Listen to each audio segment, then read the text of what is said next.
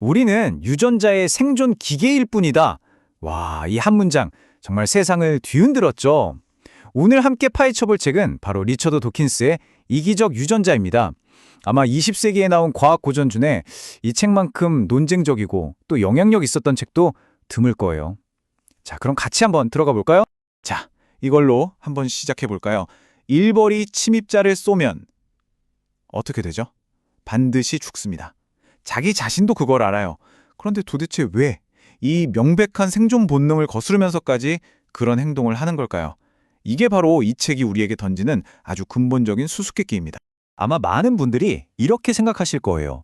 아, 그거야 종족 전체의 이익을 위해서지. 듣기엔 그럴듯하고 아주 직관적인 답변이죠. 하지만 이 책은 단호하게 말합니다. 그게 진짜 이유가 아니라고요.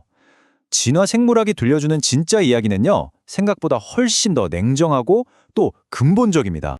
그래서 첫 번째로 우리가 풀어봐야 할 게 바로 이 이타주의의 수수께끼입니다. 우리가 학교에서 배운 건 뭐죠? 적자 생존이잖아요. 강한 놈이 살아남는다는 거죠. 그런데 이상하게도 동물들은, 심지어 우리 인간조차도 왜 자기를 희생하면서까지 남을 돕는 걸까요? 이 모순부터 한번 제대로 파고들어 보겠습니다. 사실 자연을 들여다보면요, 겉으로 보기엔 정말 이타적인 행동들로 가득 차 있어요. 어미새가 막 날개가 부러진 것처럼 연기해서 여우 같은 포식자를 둥지에서 멀리 떼어놓는다거나, 아니면 어떤 작은 새는 자기가 위험해질 걸 알면서도 위험해! 하고 소리쳐서 동료들에게 경고를 보내죠. 그리고 우리가 맨 처음에 얘기했던 벌집을 지키려고 자기 목숨을 던지는 그 일벌도 있고요. 아니, 그럼 도대체 이 미스터리를 어떻게 설명해야 할까요? 사실 꽤 오랫동안 과학계를 지배했던 아주 유력한 설명이 하나 있었습니다.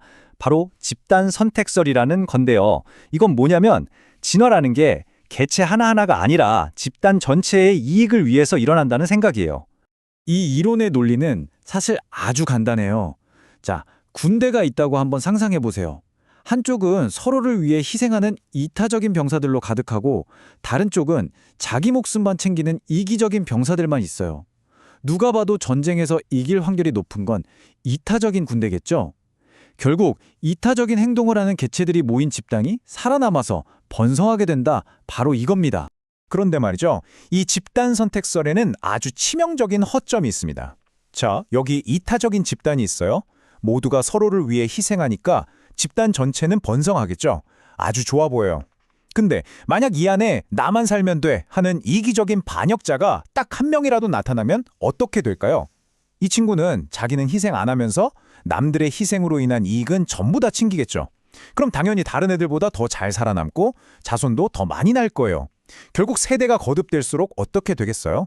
이 집단은 이기적인 유전자를 가진 개체들한테 완전히 점령당하고 맙니다. 그러니까 이타주의는 내부에서 생겨나는 이기심 때문에 무너질 수밖에 없다는 거예요.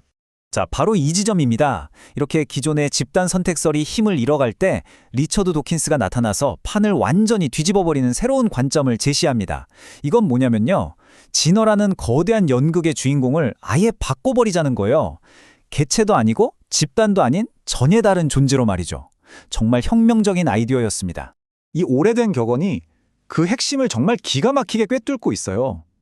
닭은 달걀이 또 다른 달걀을 만들기 위한 수단일 뿐이다. 이게 무슨 말이냐면, 우리가 흔히 주인공이라고 생각하는 닭, 즉 생명체는 사실 그저 도구라는 겁니다. 진짜 주인공인 알, 즉 유전자가 다음 세대의 알을 만들기 위해 잠시 이용하는 수단에 불과하다는 거죠. 어쩌면 우리는 지금까지 무대 위의 배우, 닭만 쳐다보느라 막 뒤에서 모든 걸 조종하는 진짜 주인공 알을 놓치고 있었던 건지도 모릅니다. 네, 이것이 바로 이기적 유전자 이론의 핵심입니다. 진화라는 게임의 진짜 플레이어는 종도, 우리 같은 개체도 아닌 바로 유전자라는 거죠. 그리고 우리 인간을 포함한 모든 생명체는 그저 유전자가 자기 자신을 더 많이, 더 오래 복제하고 퍼뜨리기 위해 아주 정교하게 만들어낸 생존 기계일 뿐이다. 와, 정말 도발적인 주장이죠? 근데 여기서 진짜 중요한 게 있어요. 이기적이라는 단어 때문에 오해하면 안 됩니다. 유전자가 무슨 생각이나 의지를 가지고 내가 최고야 하면서 못되게 군다는 뜻이 절대 아니에요. 그냥 비유적인 표현입니다.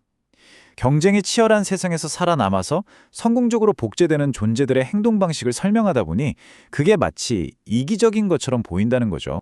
자, 그럼 이제 이 새로운 무기, 유전자의 시각을 가지고 우리가 맨 처음에 던졌던 그 이타주의의 수수께끼를 다시 한번 들여다볼까요? 문제가 얼마나 시원하게 풀리는지 한번 보세요. 이게 겉으로 보기에는 분명히 이타적인 행동인데 유전자의 계산기는 다르게 돌아갑니다.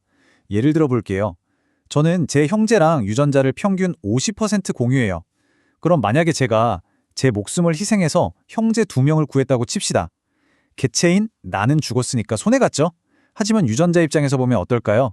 제 안에 있던 유전자의 50% 복사본을 가진 몸 2개가 살아남았으니 결과적으로는 100%가 살아남은 셈이에요. 손해가 아니죠? 이게 바로 유전자 수준에서 벌어지는 냉정한 계산, 즉 이기주의입니다. 자, 이걸로 드디어 맨 처음에 그 수수께끼가 풀립니다.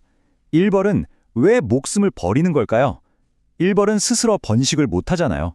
하지만 자기 유전자의 거의 완벽한 복사본을 가진 여왕벌을 지키기 위해서 죽는 겁니다. 왜냐하면 그 여왕벌이 바로 자기 유전자를 대신 퍼뜨려줄 거대한 복제 공장이나 마찬가지거든요.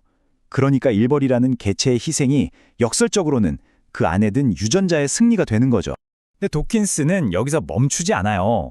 이 스스로를 복제하는 존재, 즉 복제자라는 개념을 생물학의 울타리를 넘어서 인간 문화의 영역으로까지 확장시킵니다. 도킨스는 이런 문어적인 복제자에다가 밈이라는 이름을 붙여줬어요. 맞아요. 우리가 요즘 인터넷에서 쓰는 바로 그 밈의 원조가 되는 개념입니다. 밈은 뭐냐면요. 어떤 유행가나 사상, 패션, 심지어 종교처럼 사람의 뇌에서 다른 사람의 뇌로 폴짝 뛰어넘으면서 스스로를 복제하고 퍼뜨리는 모든 문어적 정보 단위를 말해요. 유전자가 생존 경쟁을 하듯이 밈도 아이디어의 세계에서 살아남기 위해 서로 치열하게 경쟁한다는 거죠. 자, 이 모든 이야기를 듣고 나면 아주 심오하면서도 좀 불편한 마지막 질문에 도달하게 됩니다. 만약 우리가 정말 유전자를 실어 나르는 생존 기계에 불과하다면 그럼 우리는 그냥 태어날 때부터 정해진 생물학적 프로그램의 노예일 뿐인 걸까요?